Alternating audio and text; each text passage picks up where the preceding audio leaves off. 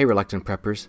As Hurricane Dorian descends on Florida this Labor Day weekend, 2019, we are reposting 4 of our videos that we had published previously about hurricane survival, preparedness, evacuation from people who have lived in hurricane zones and learned lessons there to share with all of us. So I hope you'll enjoy and benefit from these. Share these widely with those you know who may be affected by that or those who care about them. Take care. As a responsible person with growing concerns for your privacy and personal liberty, you want to know where we're headed and what you can do about it. We ask the experts what you need to do to take prudent and responsible action to safeguard your family's wealth and well-being, and what basic first steps will help you to be aware and prepared. ReluctantPreppers.com. Welcome back, Reluctant Preppers. We're delighted to have a returning guest tonight. Brad Harris, founder and host of Full Spectrum Survival, is here with us back on Reluctant Preppers. Brad, thank you for joining us. Thank you. I'm glad to be here. Thanks so much for having me.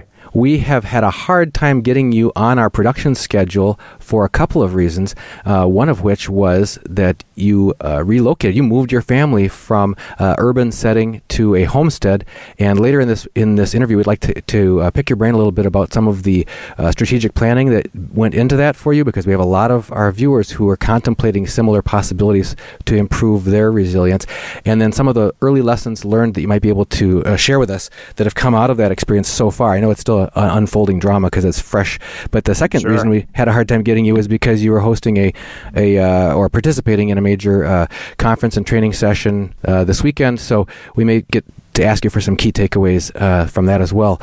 But if we could first hit on a couple of really hot stories that are now finally breaking into the news, and that's part of the main reason I wanted to bring them up is twofold. One, because they represent a clear and present dangers to public health, but even more that this has been masked, underreported, and the informed information that's been provided to people is too little too late. So if we could talk first about the Fukushima reactor leak in Japan. You have focused on this for months, if not years, on your Full Spectrum Survival channel, talking about what the real long-term and broad-scale impact is of that. But there are new developments in the last week that really break that open. And if you could just give us a quick rundown of what you think some of the most important, what people need to know who want to be aware about the new developments with the Fukushima reactor leak. Absolutely. Like you said, it is not being talked about enough. The reactor leak, the entire disaster that's going on in Fukushima is literally a population-changing event. Not an extinction level event as it stands right now, but a population-changing event. And what I mean by that is that there is so much radiation that is being just freely flowed out into the ocean that it is now starting to affect the oceanic wildlife. It's starting to affect the tree growth in the areas, and we're starting to see some of the long-term fallout from this disaster. So I would say without a doubt, the Fukushima nuclear reactor mess is a long-duration emergency that each one of us need to put into our long-term preparedness plans and how to deal with that. And, I'm not one to drop any names, but if you go back over the guests, and you've been on my channel for the weekly live report where we go live, and we've had some big guests there too, just like you. And I had one recently. After the show, he said, "Brad, I want you to tell me really, am I doing the right thing by changing my eating habits to avoid the potential buildup of radiation from Fukushima?" Without a doubt, it is my personal opinion, personal suggestion, that there is such an inundation of radiation going out into the ocean and just freely flowing back into the earth that it would behoove the individual that has the wherewithal and the forward thinking to start to alter their eating habits to definitely take it into consideration. Now, that brings about a lot of fatalism in people, and they say, well, if I can't, if I can't see it, I can't shoot it. They kind of pick an all or nothing, but you have to consider that it is literally changing the population on a genetic level. So what we're starting to see here is severe radiation damage on wildlife around Japan, and you would expect that because this is the worst nuclear disaster in history. So now we're starting to see this concentric circle blow up. It's starting to expand, and the visible effect is getting further and further away. And just to kind of bring it back to what's going on at Fukushima, they recently recorded 530 sieverts per hour. Now, this is the Tokyo Electric Power Company, who has been behind the ball. They've been behind the curve in public disclosure, along with the Japanese government and really the governments of all of the world, since the disaster struck. And I remember that very night when it was happening. It first started, and they were saying, it's okay, it didn't reach the site. Then, okay, water came over the site, nothing was damaged. And then, okay, something was damaged, but there's no radiation leak. And it became this slow reveal of information so as not to shock the public. And what we're seeing today is just a continued slow reveal, where you're not going to see exactly what is happening in the damage unless you've A, researched it for yourself, or B, wait until the mainstream narrative picks up to a point where it's too late to do anything about it. That's the key that we wanted to touch on with you, is when news comes too little too late, because there's a huge ulterior motive on the part of if it's in the case of a profit-making company to avoid commercial distress and impact to their profitability. If it's in the case of a government, it can be to quote-unquote avoid panic or social disruption and rioting, looting, all kinds of disruptions. But neither of those takes into account the well-being of the population. That's right. Yeah, and that's right. And we have to kind of peel that layer back and see that to the governments of the world and to the elite that control within those governments of the world or outside of them, we are citizens to be governed. They are the government, and we are to be governed. So our job here is to pay your taxes, go to work, and be happy. Those three main goals, that is all your government wants you to do. Pay your taxes, go to work, and continue to be happy. And if you look at the facility of chemical pharmaceuticals and the facility of our society, it is all geared around those things. You go to the doctor and you tell them, I have something wrong. They fix you up enough that you can go to work. You go to the doctor and say, I'm depressed. They're going to give you antidepressants to be happy, all so that you can continue to go back to work. So you're absolutely right. It is about productivity, and at the end of the day, a monetary involvement in that productivity. So I want to touch real quick on Fukushima. So 530 sieverts. At one sievert, if a person is exposed to one sievert over the period of 1 hour, they're going to suffer radiation sickness and a genetic change within months. At 5 sieverts, they're going to die within 1 month. And at 10 sieverts, they're going to die within 2 to 3 weeks. And there are 530 sieverts continually, every hour of the day, nonstop, being released into the environment and into the ocean. That, to me, is an amazing number, and it's one that we all have to take into consideration and think what this is going to do for the generations of the Earth and how you and I can better prepare for this. And in that vein of trying to be aware and to protect your family, yourself, your family, and your loved ones, can you touch on the principle of if you wait for the official warning, it's too late? That's right. Yeah, absolutely. If you wait until you're told that there's a disaster, you are too late. And that brings up something else that I want to talk with you about, and that's the current ongoing Oroville Dam spillover disaster. So you have people that, like we said, the governments of the world have, or at least the governments of California, have allowed to live far too close to the known spillover zone of the Oroville Dam. Now 200,000 people were told last night that they need to get out of their homes, and they need to do it so expeditiously that their life would be in danger if they didn't leave at that very moment. So future preparation is a huge point in making sure that each one of us has a go bag. And now you look at the go bags of the world, and you look at especially what the official narrative for a go bag should be. And it contains your marital documents and social security card and things like that, which aren't as necessary. You really need to facilitate the basics of survival in your go bag. So you need the ability to create fire, because fire is going to purify your water, warm your body so you don't go hypothermic, create a smoke and signal so that you can get rescued or help rescue yourself. It's also going to ward off wild animals, things like that. Then you need to, of course, have water and a way to purify it. I would suggest everybody listening go to Walmart and buy a Sawyer mini water filter. It's $20. It fits in your backpack, and I believe it's at around 100,000 gallons of water. And just treat it right. If you're in freezing conditions, put it in your sleeping bag with you. So you've got the ability to create fire, some way to treat water, and then you need shelter. And a sil nylon tarp shelter, really anything that is easy so that you don't have to carry around a 30-pound tent with you. Just something that you can have in that bag and set up to save your life and the lives of those you love. Again, the principle here being that this is a battle that preparedness-minded individuals have to fight all the time, is within their own mind, and certainly getting the feedback from friends and neighbors, no matter how well-intended, and coworkers, but certainly from watching and trusting the mainstream corporate media to be the source of indication for you when you really need to take action. All of those are going to put you at unnecessary risk. So what alternate sources of information do you recommend for people to keep tuned into, since they know that they can't rely on any of those that are more culturally normal?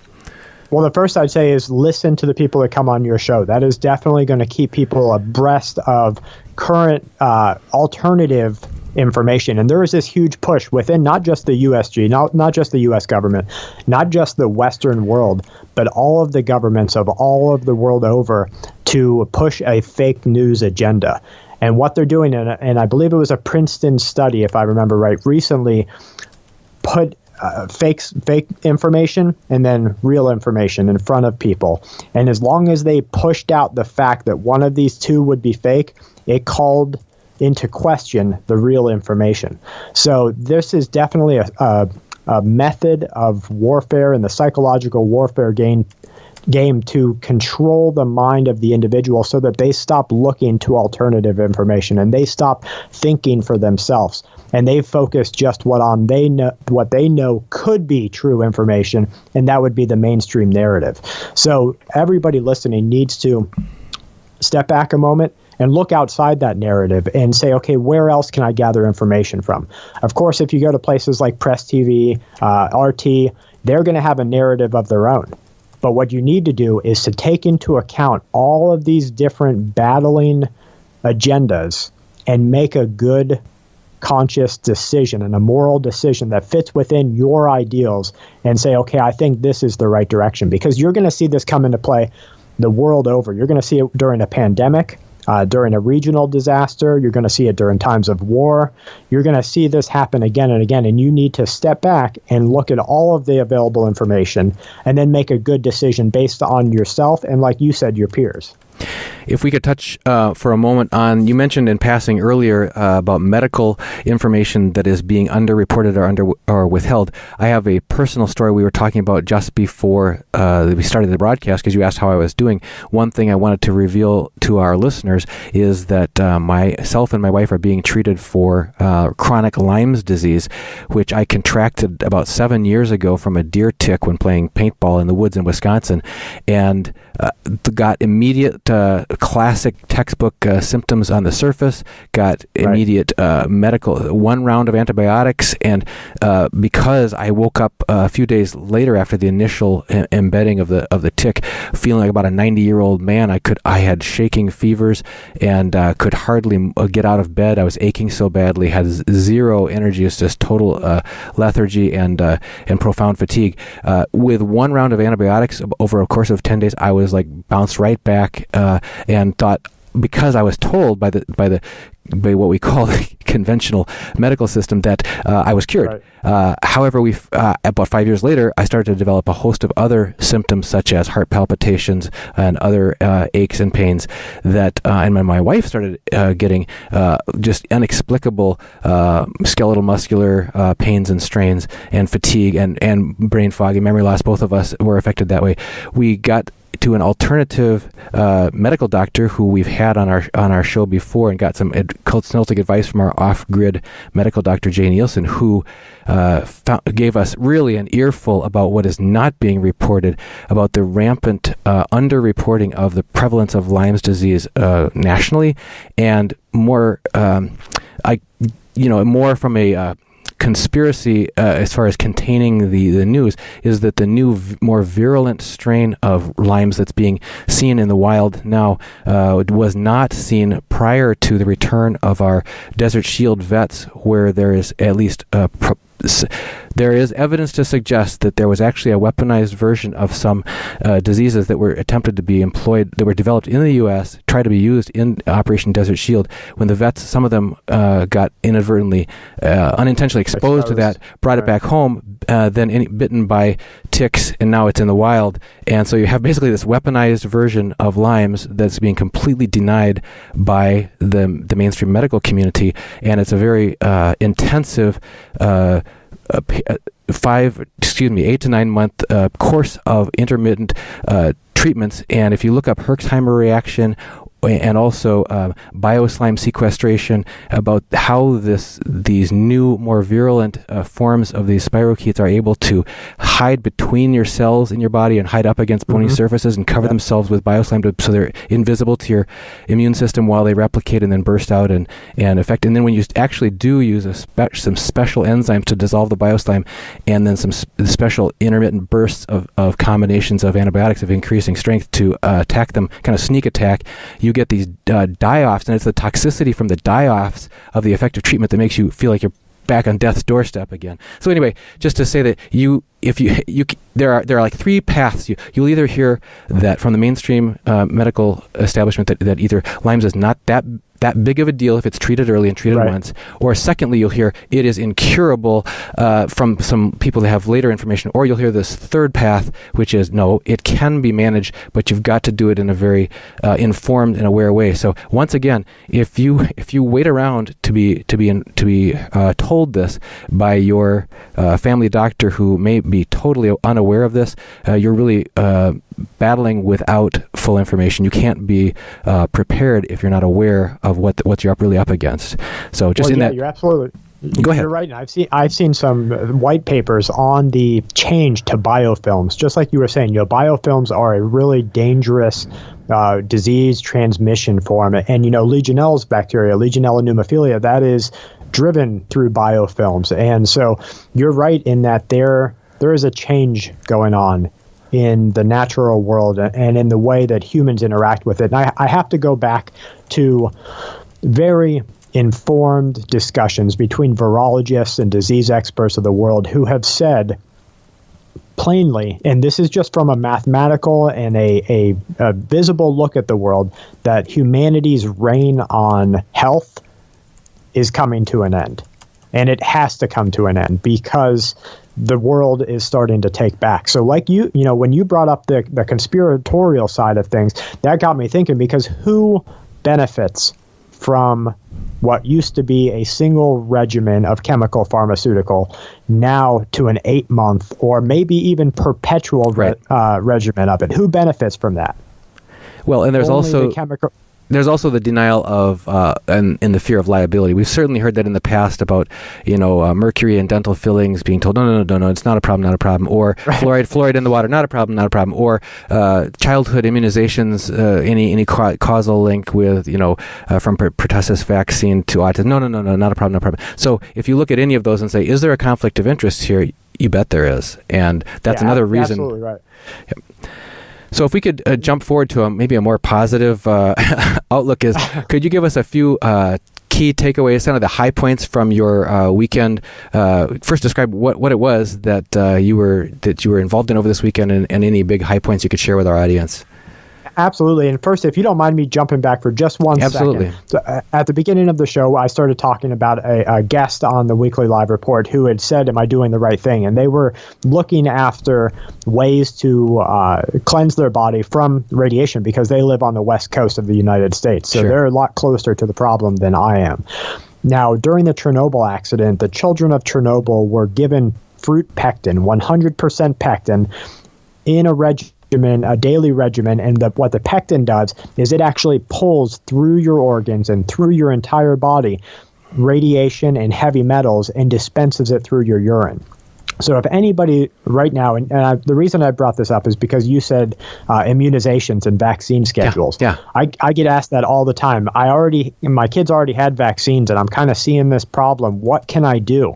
And I would say 100% of the time, you're going to see an improvement that cannot hurt if you try a pectin regimen. And that's the same exact pectin that you go to the store and you can your goods with, for your preserving your goods. And just start on a regimen of that. There's plenty of information, plenty of white papers that have been done. If you research Chernobyl pectin, you're going to find the white papers that were done by the World Health Organization and multinational organizations that saw I believe it was like an 80% reduction in radiation levels in the children of Chernobyl. And just think of how that can apply to our everyday lives and how we're taking metals in all over the place. And anything else as far as food choices? Like what about Pacific fish from the Pacific Ocean, whether it's shellfish or crabs or normal ocean fish? It is wholeheartedly off my plate, and I'll go as far as to say no California oranges on mine, no Washington apples, and no cheese from California. And that's again just my personal preference, personal opinion, because I see the damage that is being wrought that much closer to Fukushima. So I have just stepped back, and all we can all do, the only thing that each one of us can do is mitigate the damage from it. And I would rather mitigate than do nothing at all. A recurring guest on our program, Joel Salatin, the co-founder of Polyface Farms in the Shenandoah Valley of Virginia, what we call our activist farmer, who we have on the show, talks in about a week ago. We had him on, and he was talking about local food to the rescue. So again, as you point out, you do not need to, even though it's the supply chain currently and the mass market sources that we have most readily available would trap us into taking in remotely brought in supplies that we have no idea how clean those sources were, but we can look for local alternatives that would help us have better integrity on our food. That's right. Absolutely. Okay, so back to your other discussion. So a couple of times a year, we'll do survival and preparedness retreats and courses with people. And we actually have another one coming up in June.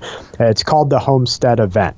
So anybody wants to look, they can go to thehomesteadevent.com. They're going to see information about it. What we do is we bring course instructors in, and we go over 4 days all of the courses and physical real-life information that a person is going to need to survive a disaster or to thrive on a homestead.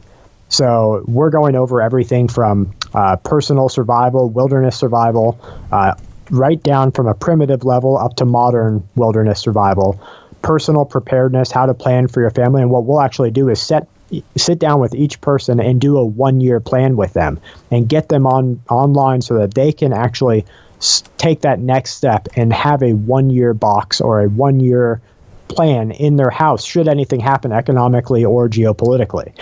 And this goes all the way through to aquaponics, cob building with cob, canning your food, trapping animals. And it's not just watching something on YouTube or hearing about from someone. Everybody gets out and physically does it, because until you put one of those conibear traps, until you feel the tension on that conibear trap, you're not going to know how lethal it is.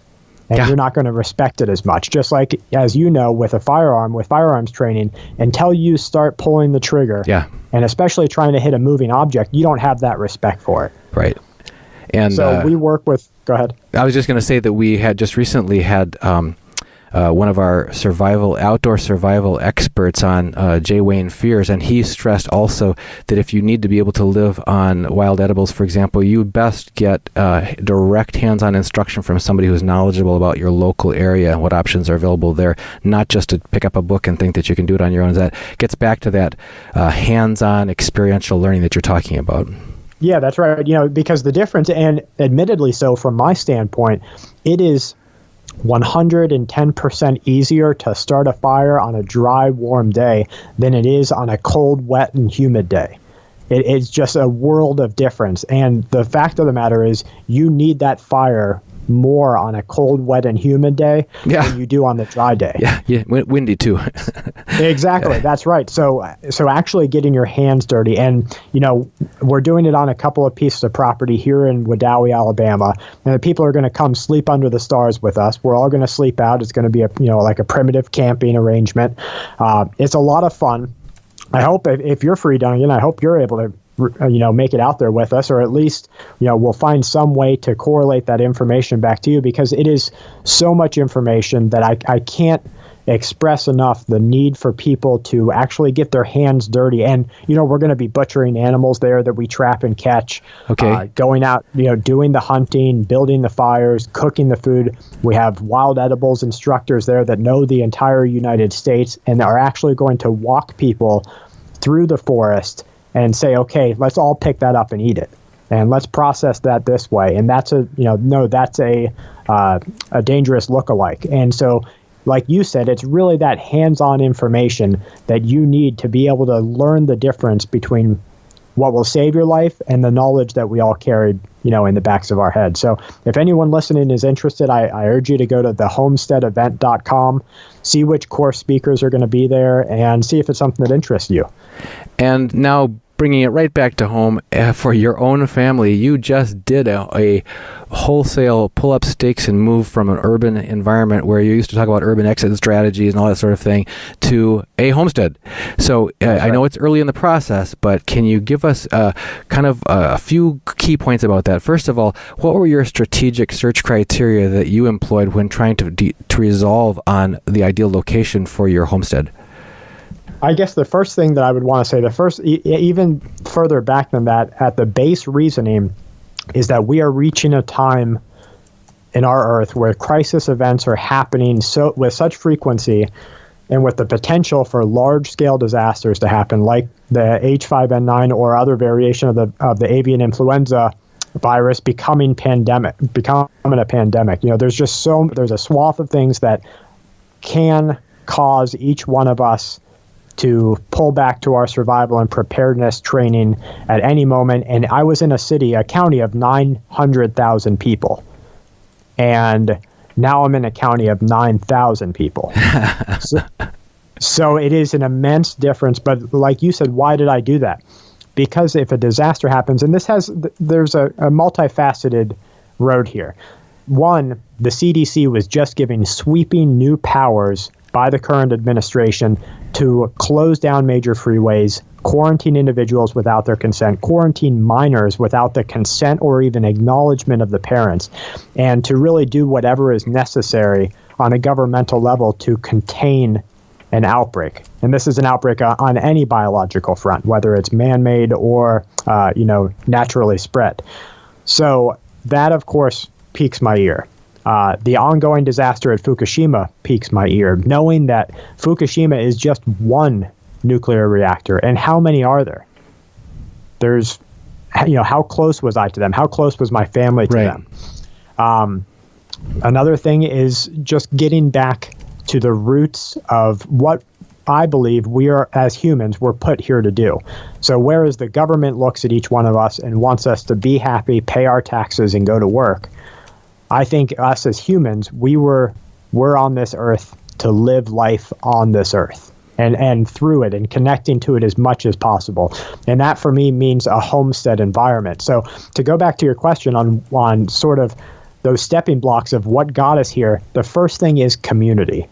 And I just kind of let it out into existence that this was the direction that we were going to go, because I'll tell you honestly, my wife and I don't have the credit. We have no credit. So we don't have the credit that we could go, pick up a $60,000 or $100,000 loan and just go figure it out down the road. So it was something that a lot of the listeners are probably forced into the same situation, that you have to consider every direction that you take. And our direction was to kind of just get it out there that we were looking for this. And we found a great community with another YouTuber here in Alabama. His name's Daniel Smith, Go for Green Living, does aquaponics, greenhouses, things like that. He said, hey, well, why don't you come stay here for a little bit, help out on the homestead, And then there's property all over the place here because there's no one around and no one wants to live where no one's around. Now that for me piqued my interest because I want to live where no one else is. That's right. That's right. Yeah, my wife and I were looking actually at some maps last night and found, educating ourselves on the ratio between population and area of different states. Wyoming has been piquing our interest for several reasons.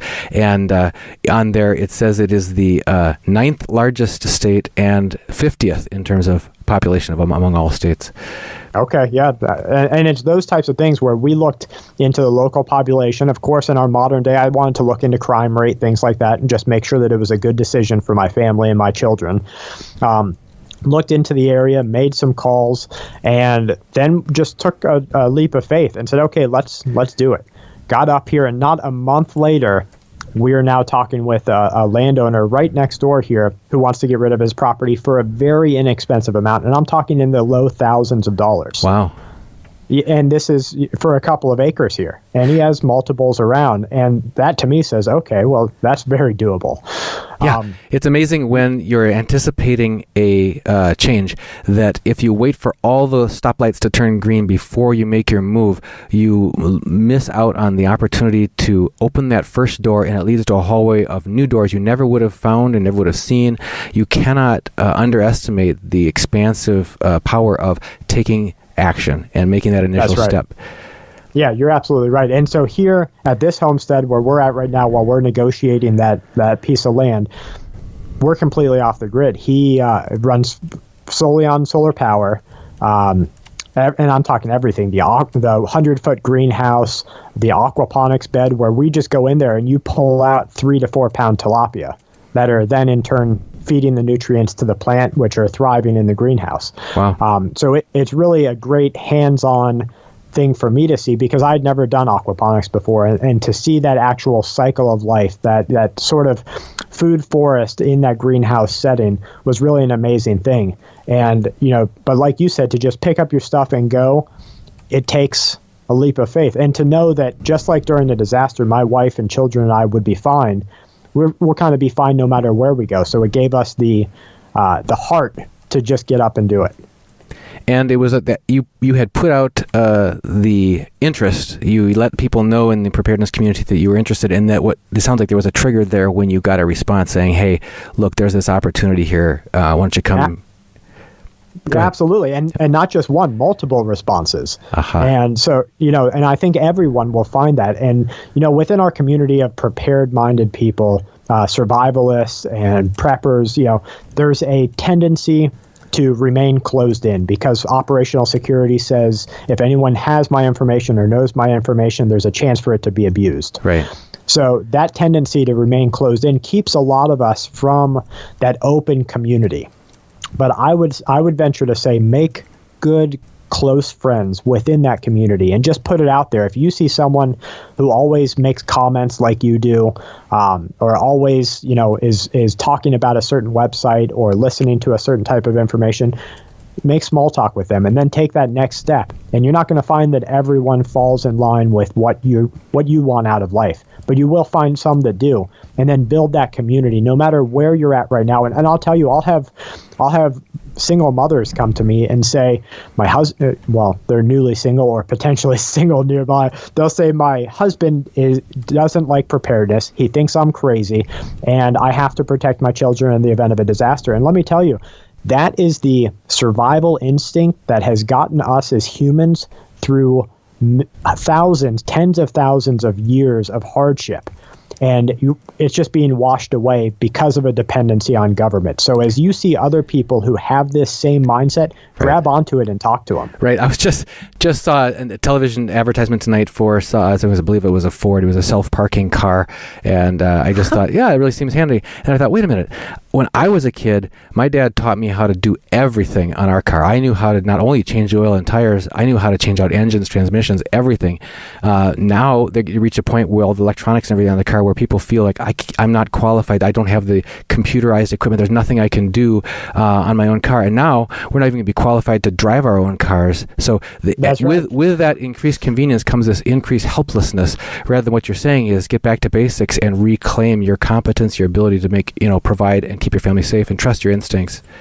That's right, and get through those things now before a disaster strikes. Learn what gear is going to fail. Let me tell you. So from the climate change from Florida, Tampa, Florida, to this area of Randolph County, Alabama, it is a drastic change. We're upwards of 3,400 feet above sea level. Suffered some, we would suffer one or two cold nights in Florida where it's going to get down in the 20s, but here weeks at a week's stench at a time. And had I not been of a preparedness mind, I wouldn't have had the Army bivy bags, the negative sleeping bags, and would have been much less prepared to put my family into a position where everyone has the potential to get cold, catch pneumonia, things like that. No, we just walked in and it was just like an extended camping trip. So in your case, that's what you're pointing out, is that preparedness actually provides you with options. Options provide you with freedom to take choices you couldn't otherwise take. That's right. Well, Brad Harris, founder of FullSpectrumSurvival.com, thank you so much for joining us. Is there anything else here you want to share with our audience before we wrap this tonight? I would say, I'd love to come back on soon, talk about perpetual servitude and the what the government really is looking for from us. There's some new information about disease super spreaders and how those will play a part in biological outbreaks. And we could really talk all day about the avian influenza virus and how it continues to jump from animals to humans over and over again, so much that this is the worst it has been on record in China, where we have like 357 human cases, small clusters of transmission between humans of the avian influenza virus, with a 30 to 50% fatality rate. So that's huge. And right back at the beginning of the show, we talked about the news you're not being told. That's right. And that's one of them. So, I'd love to come back on soon, talk about that. If your guests want to hear it, please, if they want to know something, just reach out and ask. They can email me, fullspectrumsurvival@gmail.com. And if they have the 4 days in June to come out to the homestead event, it's thehomesteadevent.com. We're going to sleep under the stars together, learn how to survive a disaster, and prepare for the unknowns of tomorrow. Well, Brad, thank you again for being here on Reluctant Preppers. And anybody who's interested in that homestead event, go to homesteadevent.com and check it out. Thank you, Brad. Thank you. Thank you guys for listening.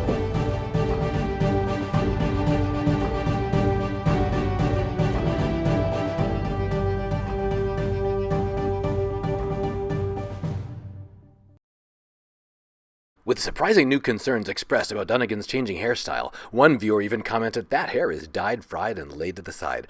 But what you're not being told is Dunnigan's hair needs no dye thanks to the wonderful vitamin and mineral regimen that Melody recommends, and is not laid to the side to cover any bald spot either, since Dunnigan's full head of hair is exceptionally well attached. However, Dunnigan does use hair products only as a disaster prevention because he's at severe risk of catastrophic emergency situations. But although there may be some changes you don't like to hair, this is one kind of change you'll definitely want to have on hand if the situation gets hairy. Pure silver. And for a limited time, your first ounce of silver can be purchased at spot price with free shipping on orders over $99 by going to sdbullion.com/RP. And you'll be supporting Reluctant Preppers as well. It's within your grasp to get your hands on the perfect change for hairy situations at sdbullion.com/RP. P.S. Dunnigan was not harmed in the making of this video.